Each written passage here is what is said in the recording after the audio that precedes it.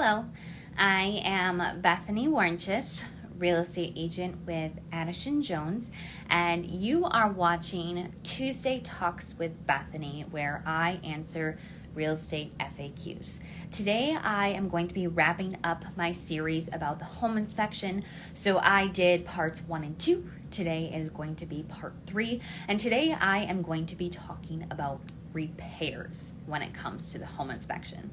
So first of all, it's important for you to know that the purpose of a home inspection is not to make the home brand new. The point of a home inspection is to discover defects. So what does that mean?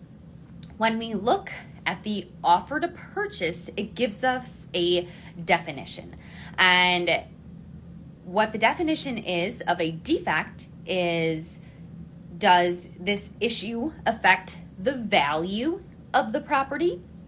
Does this issue impair the health or safety of the occupants? Or does this issue, if not addressed, shorten the life of the property? So when you are going to ask a seller for repairs, you should be asking yourself, does this issue fit into one of these 3 categories? Is this affecting the value of the home? Is it impairing my health or safety? Or if it doesn't get addressed or repaired, is it going to shorten the life of the property? So when you get your report back from your home inspector, you should be going through that inspection and you should be writing down what your concerns are. Then what you should be doing is prioritizing your concerns from most important to least important, because a seller may be willing to fix some of them, none of them, or all of them. So it's important to know what really needs to get fixed for you to keep moving forward, and what's most important to you. Maybe you have 7 things on your list, but the top 3 you really need to get them done. So maybe it's just knowing that and knowing, okay, maybe if they don't agree to do the last 2 things out of my 7, I'm gonna be okay. Other options, instead of asking for repairs, are asking for a seller credit or a price reduction, and then you are just dealing with the repairs on your own after you close. Sometimes with specific loans, things do have to get done and repaired before closing.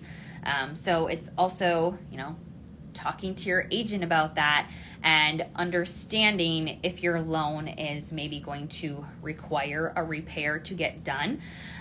This is also where follow-up inspections come in.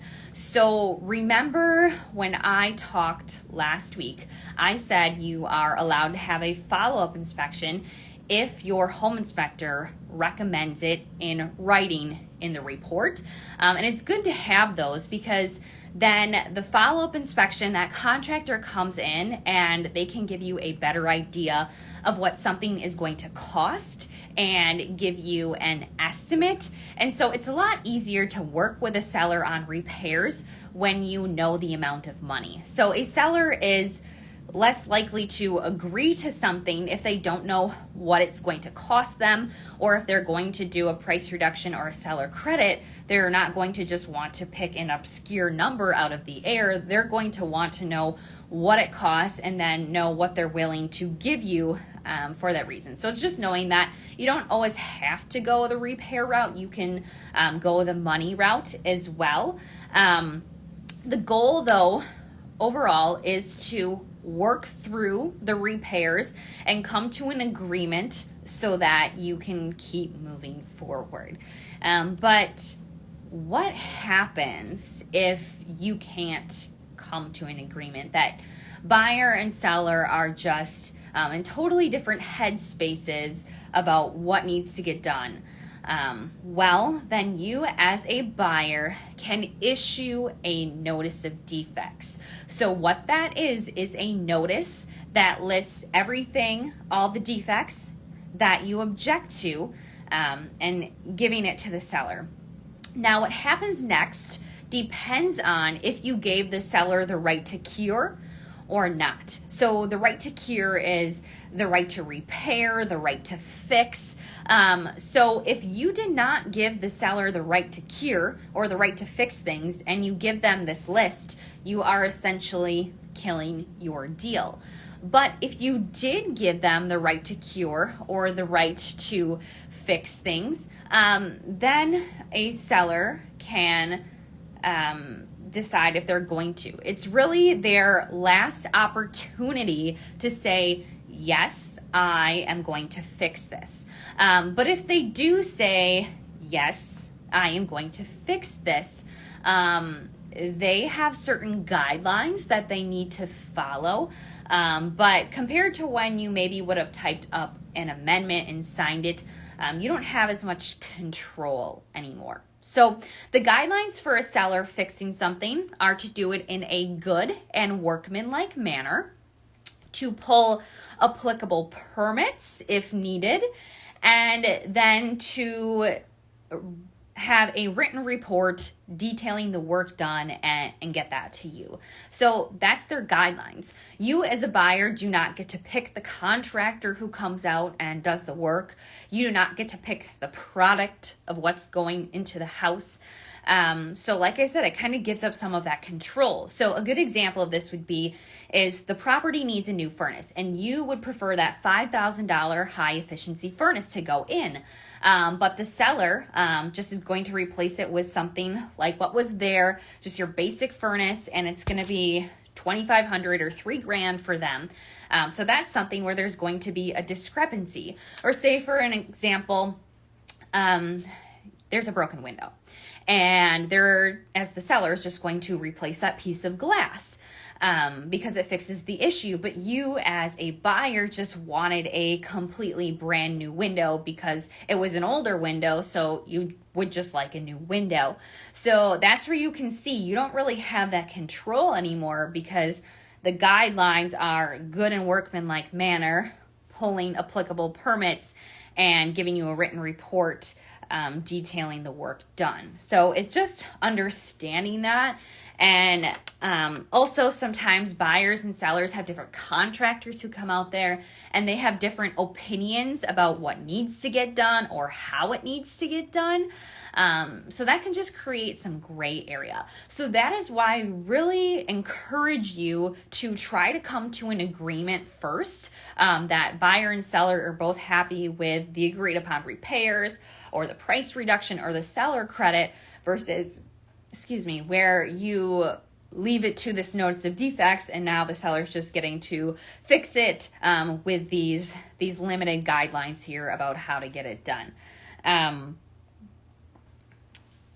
Now, when you have the home inspection, we as agents are not allowed to give legal advice, so that's important for you to know as a buyer. But in certain situations, you may want to seek legal advice, and we as agents can also help you understand when those scenarios are and say, hey, this may be a good time to talk to your attorney. So I'm just going to talk through a few of those situations. So when it comes to a defect, we have the definition that is in the offer, and we can guide you to that definition for you and seller to help decide what a defect is. But we're not the ones out here as agents saying, this is a defect, that's a defect. No. If it's gray area or you're not sure, that's when you can talk to an attorney, and an attorney can give you their legal advice on what they think is or is not a defect. Then it's because we may run into a situation where buyer and seller see things differently, where you as a buyer think something's a defect, but a seller does not. So that's why it's a good time to go to your attorney. Another time would be if you're doing your final walkthrough and a repair was not done well or done properly, so you're not sure if you should close and deal with it later, or if you shouldn't close, or what you should be doing next, what your next steps are. And that is another time that you can seek legal advice from your attorney, and they can direct you as to what they think is the proper way to go. It's also important to know that if a deal falls apart over a bad home inspection, earnest money does not automatically come back to you as a buyer here in Wisconsin. So what normally happens is buyer and seller just both want to move on.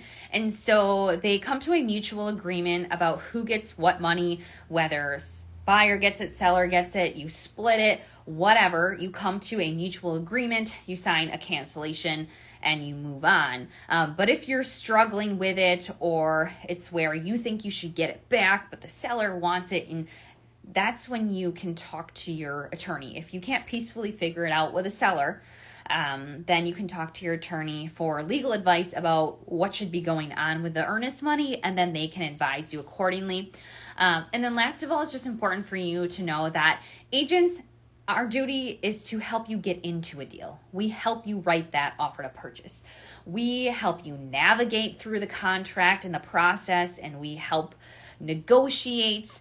But if it comes to where you want to break the contract, and this is a legally binding contract, we cannot give legal advice. So if you are thinking you want to break a contract, it is where you want to talk to your attorney to understand what the legal ramifications of breaking the contract are, and seek their advice and what they would advise you to do moving forward. Again, we as agents can tell you, hey, now may be a good time to seek legal advice and talk to your attorney, but we are not going to be the ones giving legal advice ourselves, because that is not in our realm of duties. So hopefully this video today helped you better understand how the repair process goes in the home inspection. Again, if you missed parts 1 and part 2 of the home inspection, go back and watch those as well so you understand more about it.